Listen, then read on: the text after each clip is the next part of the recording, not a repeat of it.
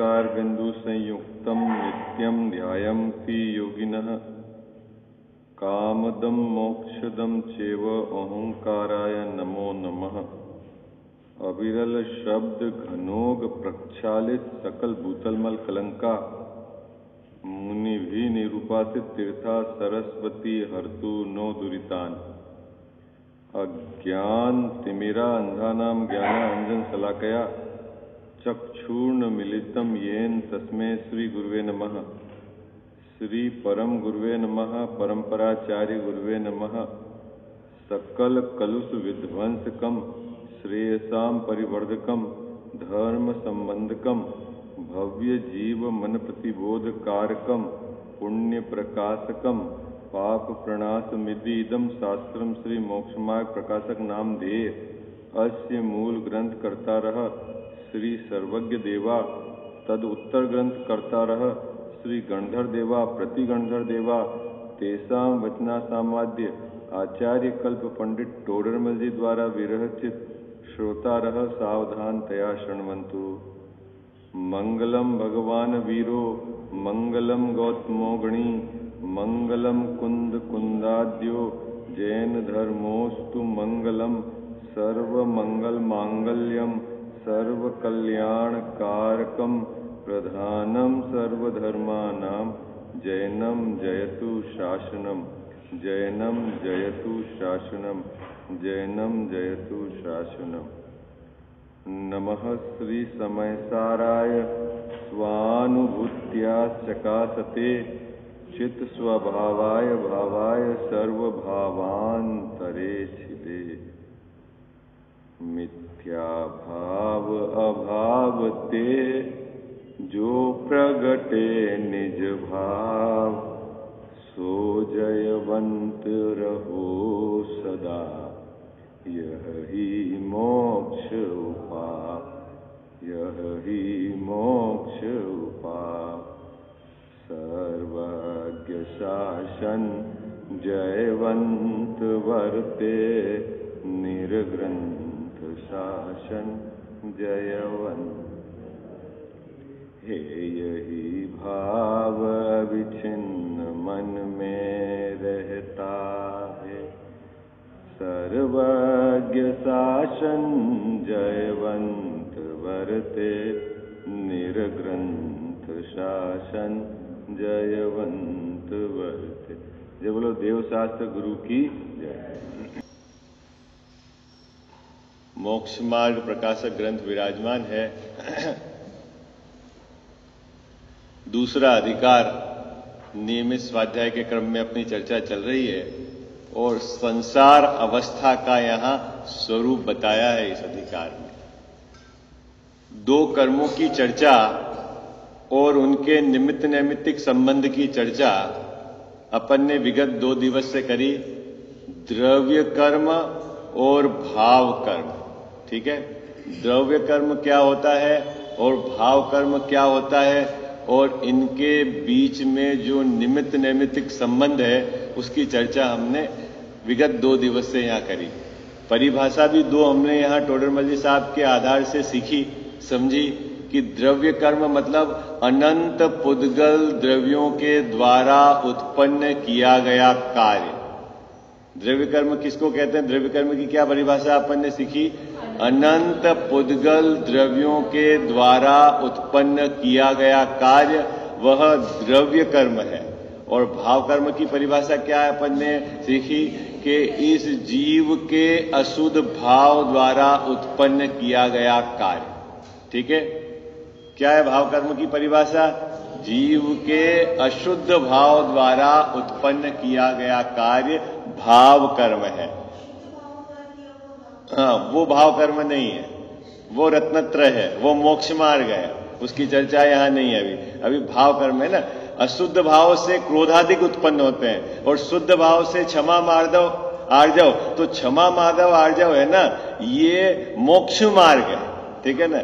तो ये जो अशुद्ध भाव की बात है, भाव कर्म, उसको क्षमा मार्दव आर्जव को भाव कर्म नहीं बोलते, वो तो जीव का स्वभाव भाव है, ठीक है ना। तो बाबूजी 2 परिभाषा हमने यहां द्रव्य कर्म की और भाव कर्म की, और दोनों के निमित्त नैमित्तिक संबंध को भी यहां समझाया है कि द्रव्य कर्म निमित्त और भाव कर्म नैमित्तिक। ठीक है, और भाव कर्म नैमित्तिक तो नवीन द्रव्य कर्म का बंध होता है। इस प्रकार यह जीव संसार में परिभ्रमण कर रहा है। कब से कर रहा है मुकेश जी भाई साहब? अनादि से परिभ्रमण कर रहा है। ये बात टोडरमल साहब ने संसार अवस्था के चित्रण में समझाई।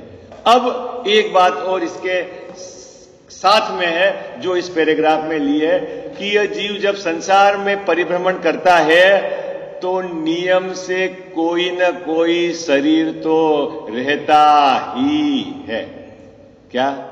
संसार अवस्था में ये बिना शरीर का एक भी बार नहीं, ऐसा कोई न कोई शरीर रहता है। 4 गति 84 लाख योनि, लेकिन उसमें शरीर है, चाहे वह 1 इंद्रिय हो, 2 इंद्रिय हो, 3 इंद्रिय हो, 4 इंद्रिय हो, पंचेंद्रिय हो, संगी हो, असंगी हो, नारकी हो, देव हो, लेकिन शरीर के बिना यह जीव उसके साथ संबंध है। ठीक है, तो अब वो जो शरीर के साथ संबंध है, तो जिस प्रकार द्रव्य कर्म सुख दुख में निमित्त रूप है, वैसे ही शरीर के साथ जो संबंध है वह भी जगत में आंशिक रूप से बाहर से इस जीव के सुख दुख का निमित्त होने के कारण उसको भी एक कर्म नाम की संज्ञा दे दी है, और उसको कहा नो कर्म। क्या कहा? नो कर्म। नो मतलब आंशिक, ईसत।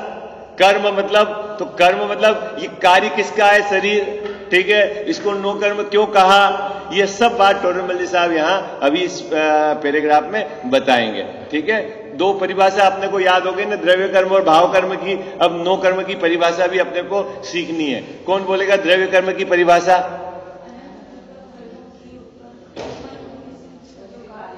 अनंत पुद्गल द्रव्यों का उत्पन्न कार्य, अनंत पुद्गल द्रव्यों से उत्पन्न कार्य, ऐसा समझ लो। ठीक है ना? और भाव कर्म जीव के अशुद्ध भाव से उत्पन्न कार्य हो गया। अब तीसरी बात है नो कर्म। ठीक है, जिसकी अभी यहां चर्चा है। पेज नंबर 31, ये पहला पैराग्राफ पढ़ना है पुरुष वर्ग से, और फिर वही पैराग्राफ पढ़ना है महिला वर्ग से, फिर अपन इसकी चर्चा को प्रारंभ करेंगे, है ना। पेज नंबर 31, नो कर्म का स्वरूप और प्रवृत्ति।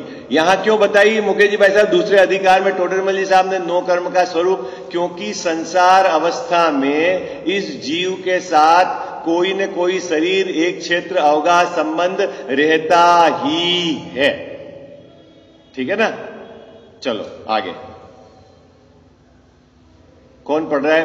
पहला पैराग्राफ, नो कर्म का स्वरूप और प्रवृत्ति, पुरुष वर्ग से।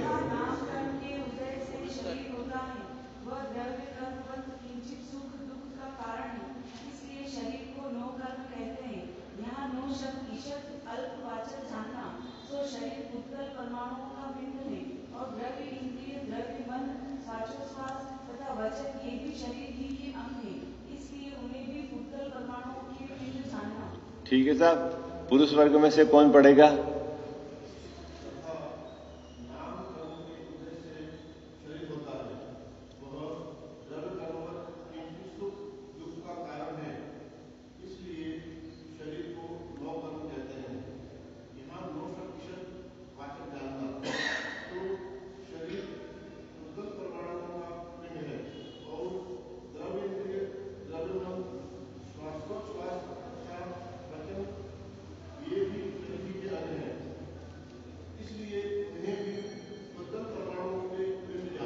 ठीक है, तो बहुत सरल है बात। सबसे पहली बात तो यहां ली कि नाम कर्म के उदय से शरीर होता है। नाम कर्म क्या है? ये द्रव्य कर्म। नाम कर्म क्या है? द्रव्य कर्म। और द्रव्य कर्म की अपन ने परिभाषा क्या बनाई थी? अनंत पुद्गल द्रव्यों से उत्पन्न हुआ कार्य। ठीक है, तो नाम कर्म तो हो गया द्रव्य कर्म, और उसके निमित्त से क्या होता है? इस जीव को इस संसार अवस्था में कोई न कोई शरीर के साथ संयोग होता है। क्या बात हो गई मुकेश भाई साहब, है ना? 3 बातें हो गई, है ना? अभी तीन चीज आ गई। एक तो आ गया द्रव्य कर्म,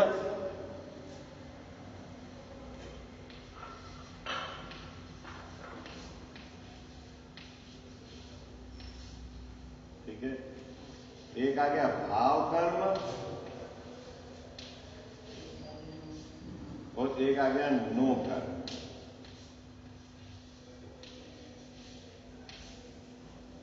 ठीक है, 3 बात आ गई। द्रव्य कर्म किसका कार्य है? तो अपन ने एक परिभाषा क्या, अनंत पुद्गल द्रव्यों से उत्पन्न कार्य, द्रव्य कर्म। ओके, ये हो गया पुद्गल द्रव्य से उत्पन्न कार्य।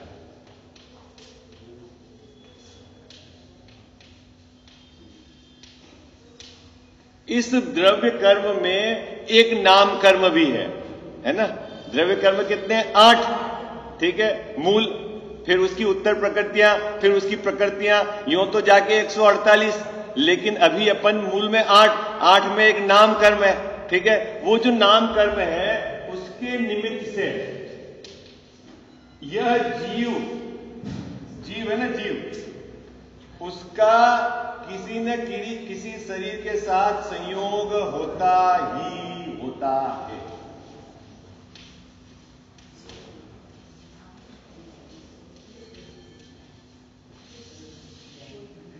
क्या बात क्या हुई बाबूजी?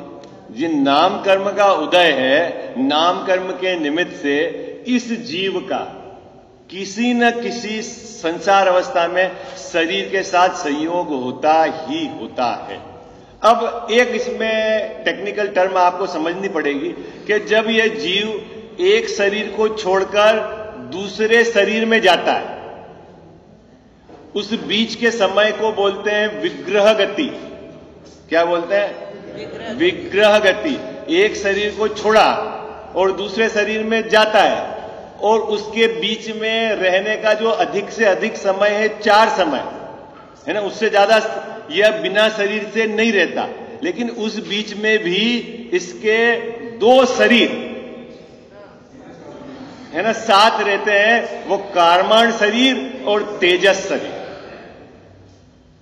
ठीक है, और जो तीसरा जो शरीर है, ठीक है, वो अधिक से अधिक 4 समय के बाद वो उसका शरीर से मिलना हो ही जाता है। 2 समय में हो, 3 समय में हो, और ज्यादा से ज्यादा लेट हुआ हो तो 4 समय के अंदर वापस नया शरीर उसको मिल ही जाता है संसार अवस्था के अंदर। ये बात पकड़ में आ गई आपको? और अभी देखना, जो कार्माण शरीर कहा, तेजस शरीर कहा, और एक ये जो शरीर कहा जिसको अभी यहां टोडरमल जी साहब नो कर्म से इंगित करेंगे, वह सब इस आत्मा के साथ एक क्षेत्र अवगा संबंध लिए है। क्या है बाबूजी? जहां आत्मा है वहीं शरीर है, वहीं कार्माण शरीर है, वहीं तेजस शरीर है। अभी अपने को दिखता कौन सा शरीर है? स्थूल रूप से औदारिक शरीर पकड़ में आ रहा है आपको? स्थूल रूप से औदारिक शरीर, इसी जगह ये जो क्षेत्र है ना, इसी जगह आत्मा है, इसी जगह तेजस शरीर है, इसी जगह कार्माण शरीर है। ये क्षेत्र नक्की हो गया, ये शरीर के प्रमाण, शरीर के आधार से रहते सब अपने अपने आधार से है, लेकिन क्षेत्र कैसा है? कह सब एक है, इसको बोलते हैं एक क्षेत्र अवगा। ठीक है, कौन कौन सी चीजें हो गई एक क्षेत्र अवगा?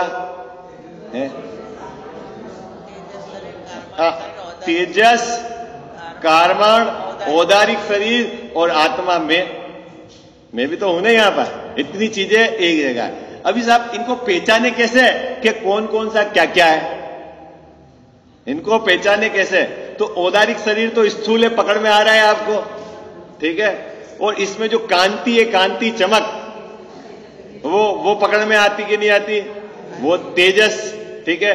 और ये जो जीव में सुख दुख का वेदन हो रहा है ये जीव, ठीक है, और इसके सुख दुख के वेदन में जो निमित्त है वो द्रव्य कर्म, ठीक है। ये चारों चीज है ना, चारों की एग्जिस्टेंस पकड़ में आ रही है ना आपको। चार कौन कौन से चार हो गए? औदारिक शरीर, तेजस शरीर, कारमाण शरीर और ये चीज। अब इसमें जो ये औदारिक शरीर है, ये संसार अवस्था में इसको कभी औदारिक शरीर मिलता है, कभी वैकृत शरीर मिलता है ना। ये परिभ्रमण करता हुआ नरक में गया, स्वर्ग में गया तो वहां वैकृत शरीर है, ठीक है। और ये जो मनुष्य रहा, तिर्यंच रहा तो वहां औदारिक शरीर है, ठीक है। लेकिन इस एक चेंज से दूसरे चेंज में ये 2-3-4 समय से ज्यादा बिना शरीर यानी औदारिक वैकृत के बिना नहीं रहता संसार परिभ्रमण में है। किसमें है ना, वो तो शरीर सभी वैकृत, अभी अपने वैकृत शरीर नहीं है तो अभी ये औदारिक शरीर है, ये नो कर्म है। और देवों के कौन सा शरीर है? वैकृत शरीर, तो उनका वो नो कर्म है। इसको नो कर्म कहते क्यों है? टोडरमल साहब सबसे पहले इसको समझाएंगे कि इसको नो कर्म क्यों कहा। क्योंकि द्रव्य कर्म की तो हमने परिभाषा वहां स्थापित की थी कि अनंत पुद्गल द्रव्यों से उत्पन्न हुआ कार्य, और यदि उसको स्पेसिफाइड करें तो क्या होगा कि अनंत पुद्गल द्रव्य कौन से? जो कारमाण वर्गणा है, ठीक है। कौन सी वर्गणा? कारमाण वर्गणा, वो कर्म रूप में परिणमित हो जाती, तो उनसे उत्पन्न कार्य तो द्रव्य कर्म है। तो ऐसी पुद्गल की वर्गणाएं कितनी होती हैं?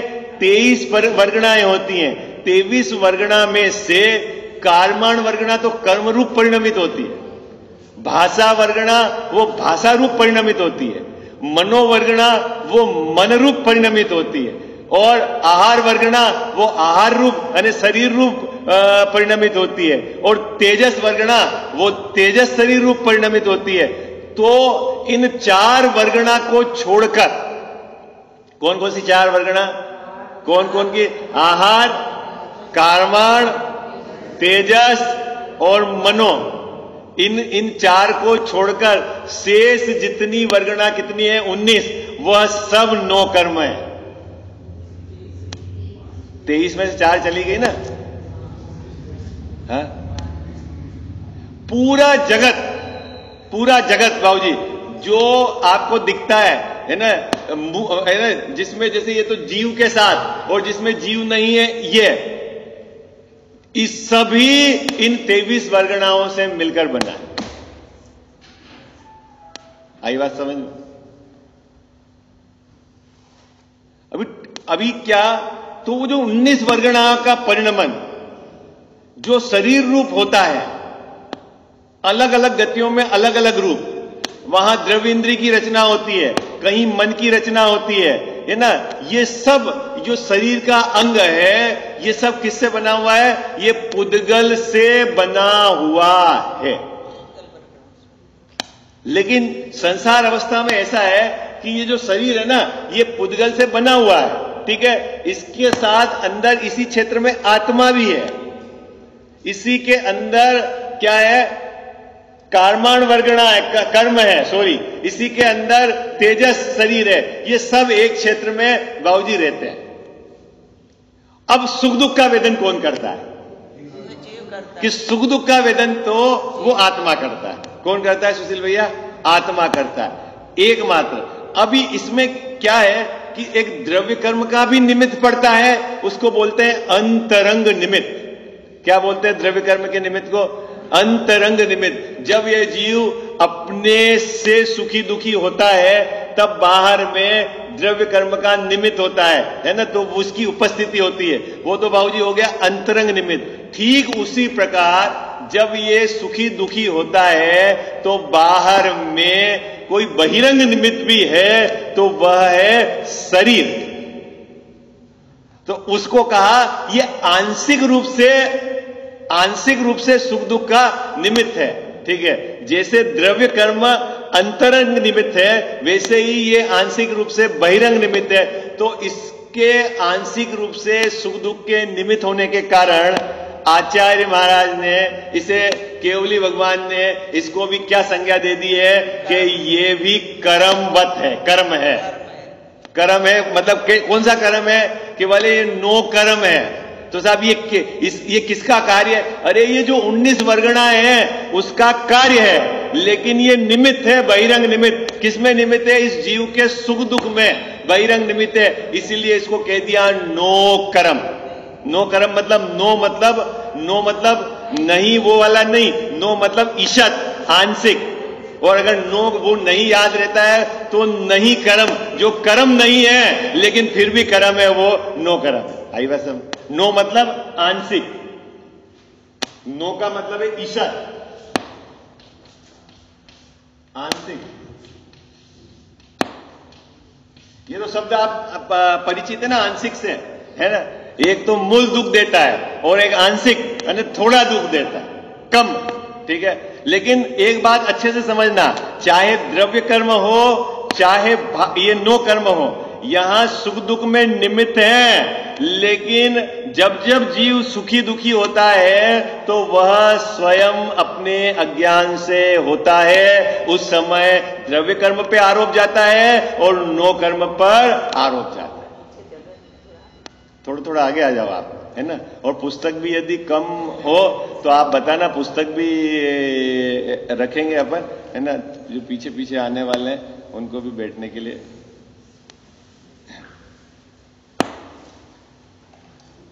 बात पकड़ में आ गई सिंगल साहब? चित्रण क्या चल रहा है संसार अवस्था में?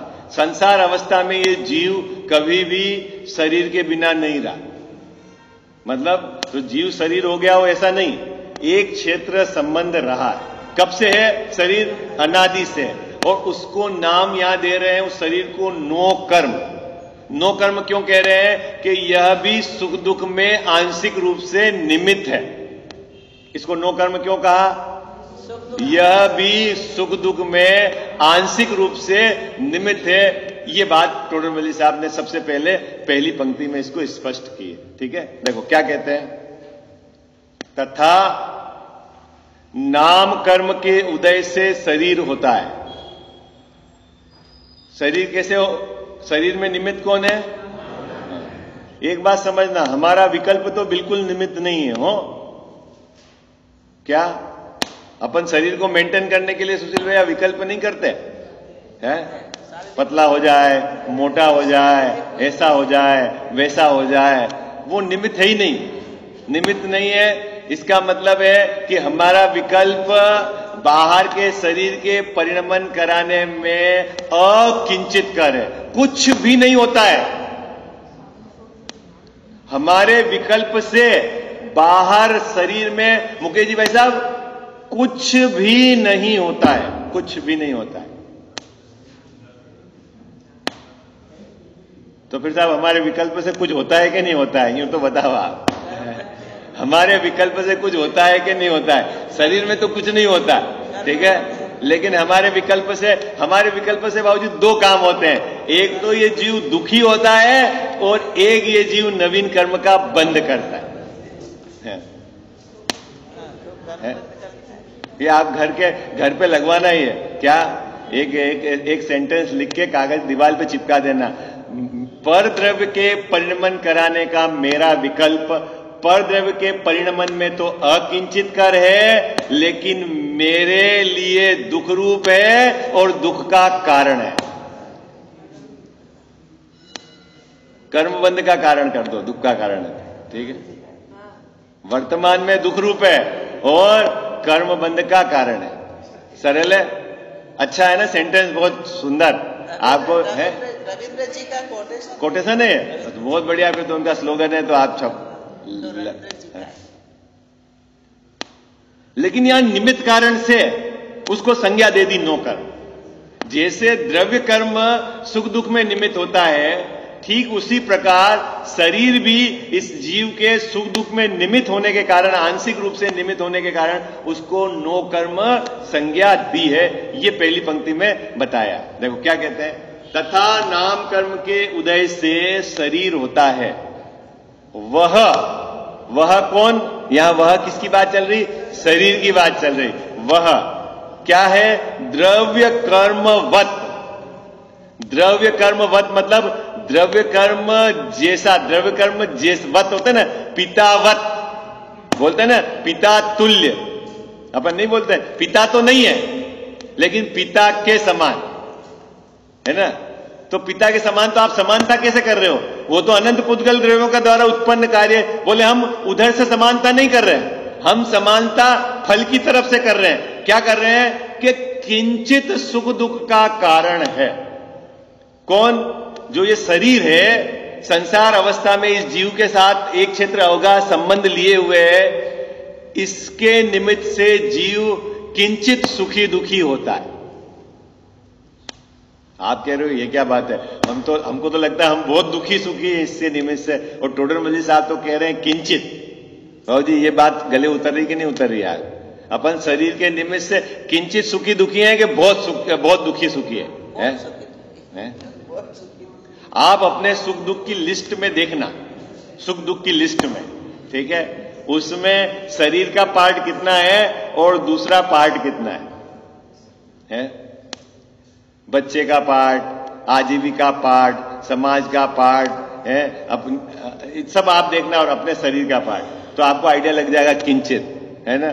ठीक है, आंशिक रूप से ये निमित्त पड़ता है शरीर पे कि ये सुख दुख में इस जीव के निमित्त रहता है। ठीक है, तो मूल निमित्त, मूल तो जो निमित्त है वो द्रव्य कर्म, आंशिक रूप से ये निमित्त है, इसलिए इसको भी संज्ञा दे दी कर्म की, और नो नाम इसलिए लगाया कि आंशिक रूप से सुख दुख में निमित्त है, इसलिए इसके नाम दे दी नो कर्म। ठीक है, अब आपको याद रह जाएगा नो कर्म मतलब क्या? नो कर्म मतलब शरीर। ठीक है, किसके निमित्त से मिलता है? कि नाम कर्म के निमित्त से इस जीव को जो शरीर प्राप्त है उसको संज्ञा दे दी नो कर्म। ठीक है साहब, तो ये शरीर बना हुआ किससे है? तो यहां टोडरमल साहब स्पष्ट करते हैं कि वो जो 19 वर्गणाएं है ना, वो वर्गणा है, मूल में 5 और यूं 23, वो 19 जो वर्गणा है वो ये शरीर रूप परिणमित होती है, और यूं कहो तो आहार वर्गणा है वो शरीर रूप परिणमित होती है। ठीक है, चलो अब वो आगे उसको बताएंगे। इसीलिए शरीर को नो कर्म कहते हैं। क्यों शरीर को नो कर्म कहा? क्योंकि यह आंशिक रूप से सुख दुख में निमित्त है, कारण है। ठीक है, इसलिए उसको नो कर्म। यहां नो शब्द ईशत यानी अल्पवाचक जानना। सो शरीर पुद्गल परमाणुओं का पिंड है, और द्रव्य इंद्री, द्रव्य मन, श्वासोश्वास तथा वचन ये भी शरीर ही के अंग हैं। है? क्या क्या चीज ले ली? द्रव्य इंद्री, कौन कौन सी द्रव्य इंद्री हो गई? है ना, स्पर्श, रस, गंध, वर्ण, ये पांचों हो गई ना, ये द्रव्य इंद्रियां। और फिर द्रव्य मन, ये है ना यहाँ पे कमल के आकार का है, ये द्रव्य मन। तीसरा वचन और श्वासों, जो श्वास ले रहे हो ना आप अंदर, और ये जो ये और वचन जो कह रहे हैं, ये सबको क्या माना? ये सब शरीर के अंग है। अब वचन है वो भाषा वर्गणा का परिणमन, मन है वो मनोवर्गणा का परिणमन, और ये जो द्रव्य इंद्रिया है ये आहार वर्गणा का परिणमन। ठीक है, ये सब वर्गणा पुद्गल की वर्गणा है, इसलिए सब पुद्गल ही है। बात पकड़ में आ गई? सरल है बात। सिंगल साहब ये क्या है? जो आपको बाहर में दिखता है, ठीक है, वो सब क्या है? पुद्गल की वर्गणा, चाहे वो चेतन हो चाहे वह अचेतन, पुद्गल का परिणमन है। ठीक है, ये बात यहां पर की। तो अब शरीर को क्या मानना? भाई साहब क्या कह रहे हैं? यहां कह रहे हैं कि उन्हें पुद्गल परमाणु का पिंड मानना। ये ढेला क्या है बाबूजी? ये ढेला क्या है?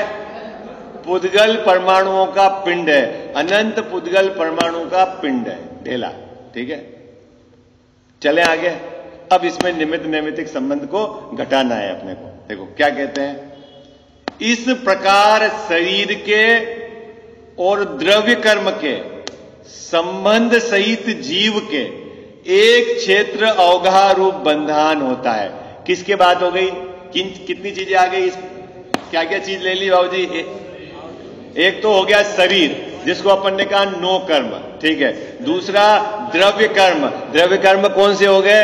है ना, जो ज्ञानावर्ण आदि जो द्रव्य कर्म, और टोडरमल जी साहब के परिभाषा में अनंत पुद्गल द्रव्यों से उत्पन्न हुआ जो कार्य वो द्रव्य कर्म।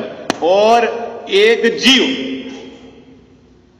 जीव भी है ना यहां पर, है, ठीक है। ये सब कहा? एक क्षेत्र अवघा बंधन है। भाई साहब कैसे हैं ये? एक क्षेत्र अवघा, ये एक क्षेत्र में रह रहे हैं संसार में। कितना इनका वो डिसिप्लिन है। आत्मा के प्रदेश शरीर को छोड़कर नहीं जाते हैं। अभी वो आप छोड़ देना, कौन सी स्थिति? समुद्घात की, वो छोड़ देना। लेकिन बाकी इस क्षेत्र को छोड़कर आत्मा के प्रदेश नहीं जाते। सुशील भैया कहां से नहीं जाते बाहर? तो शरीर ने रोक रखे हैं क्या? नहीं नहीं, वो अपने कारण है। और शरीर वो अपने कारण है। और उसके अंदर जो द्रव्य कर्म है वो भी अपने कारण है। और जो तेजस शरीर है वो अपने, लेकिन सब एक क्षेत्र में है, एक क्षेत्र में है, ठीक है। अभी इनके निमित्त नैमित्तिक संबंध की तो आगे बहुत चर्चा है। जीव विचार करे तो शरीर कभी चल जावे, कभी शरीर गिर जावे तो आत्मा को भी गिरना पड़े। नहीं मुकेश भाई साहब, चलते चलते सीढ़ी से गिर गया शरीर, आपने तो विचार नहीं करा था, लेकिन फिर आत्मा को गिरना पड़ा।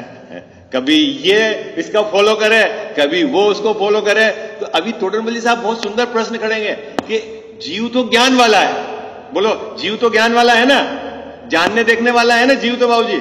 लेकिन ऐसा क्या चक्कर पड़ गया है कि जो शरीर भिन्न है ये जीव इसको अपना मानता है। जानने वाले ने ऐसी क्या गड़बड़ी कर दी? टोडरमल जी साहब ने प्रश्न खड़ा करा आगे।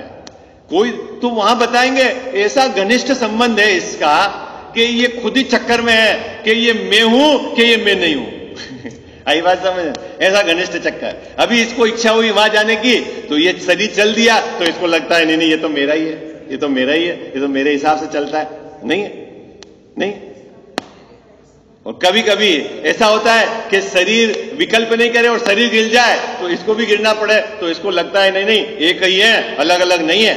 नहीं मुकेश जी वैसा है। अभी चलते हैं, नाल से सीढ़ी से गिर गए, आपने तो विचार नहीं करा था गिरने का, लेकिन शरीर गिर गया तो फिर आत्मा के प्रदेश ने भी गिरना पड़ा, आत्मा के प्रदेश भी फॉलो हो गए, वो भी उसके साथ गिर गए। तो इसको लगता है यार नहीं नहीं ये तो एक है, ये क्या चक्कर है? ये यहाँ पे क्या सुबह सुबह गड़बड़ सिखाते हैं, शरीर अलग है आत्मा अलग है। ये तो 24 घंटे हमारे को तो ऐसा लगता है अभी हाथ उठाने की है। नहीं बाबू जी, तो टोडरमल जी साहब ने प्रश्न खड़ा करा है, जब पूजा आएगा तब मैं बताऊंगा।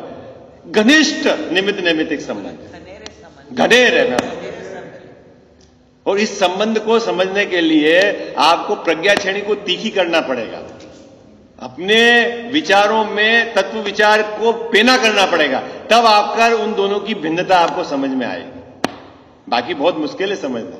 अभी देखो कितनी चीजें एक साथ है, एक क्षेत्र में रह रही है। जहां आप जाओ वहां शरीर भी जाए, वहां द्रव्य कर्म भी जाए, वहां तेजस शरीर भी जाए, सब तो जा रहा है। और जहां सब अपने अपने से रहे। कभी कभी होता है आप विकल्प करो और वो वैसा हो जाता है। आपने उठने का विकल्प करा तो शरीर उठ के बैठ जाता है, यार ये तो मेरे हिसाब से ही चल रहा है, ये तो मेरा ही है।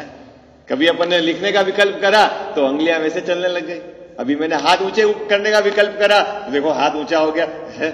ये क्या बोल रहे हैं, शरीर अलग है और मैं अलग, चल तो मेरे हिसाब से रहा है। नहीं, अरे बोलो ना, हाँ जी कि अपन ने तो रट लिया बाबूजी, क्या यहां यूं बोलना शरीर अलग है और मैं, और बाहर निकल के बोलना, क्योंकि वो है ना, ऐसा ही होता है ना।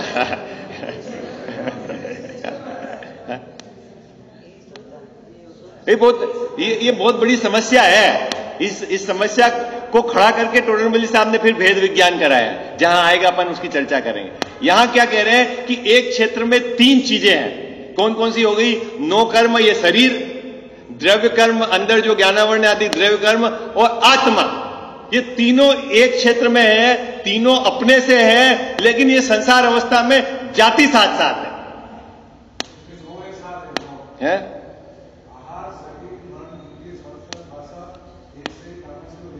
हाँ, ये तो वो मिला दिया ना यहां पर अपन ने सबको, यहां मिला दिया ना, इंद्री को एक गिना दिया, वो शरीर ही है, फिर मन को भी इसके साथ गिना दिया, वचन को भी इसके साथ गिना दिया, श्वासों सांस को भी इसके साथ गिना दिया। अभी ऐसा थोड़ी सुशील भैया मैं यहां हूं और वहां चला जाऊंगा तो सांस यहां थोड़ी लेंगे, वहीं जाएंगे ना सांस तो, और मन और बोलूंगा तो वहीं से है, तो बोलता कौन है? अरे बोल दो ना, अपन क्या मानते बोलता कौन है? बोलता हूं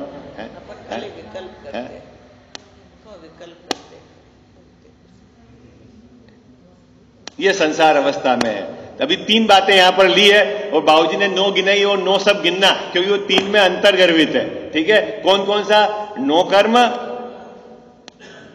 द्रव्य कर्म और ये जीव। अब भाव कर्म कहां चला गया? तो भाव कर्म को जीव के साथ पकड़ना, क्योंकि वो अशुद्ध भाव है जीव का। ठीक है, कजावसा बात पकड़ में आ गई। द्रव्य कर्म, 9 कर्म और भाव कर्म। ठीक है, और जब अपने त्रिकाली स्वभाव जिससे मोक्ष मार्ग प्रारंभ होगा उसकी चर्चा करी जाएगी, तब कहा जाएगा, क्या कहा जाएगा? कि मैं द्रव्य कर्म, 9 कर्म और भाव कर्म से रहित हूं। कब हूं? कजाव साहब कब हूं? कब हूं? सदा। वैसे ये वो क्योंकि ये बैठेगा तो मोक्ष मार्ग प्रारंभ है। ठीक है, चलो समय हो गया अपना, अपन ने 5 मिनट थोड़ा पहले कर दिया है, तो आप 5 मिनट का समय पहले, क्योंकि धीरे धीरे अब तो आपको सुबह का समय तो सेट हो जाता होगा। अब 8:30 से 9:15 पहुंचना है अपने को 10-15 दिन में, फिर 8:30 पे बिल्कुल फिक्स चालू कर देंगे और 9:15 पे फिर समाप्त कर देंगे, है ना। आज 5 मिनट पहले, 2-4 दिन बाद फिर 5 मिनट ऐसा करके अपन 9:15 पे फिर समाप्त कर देंगे।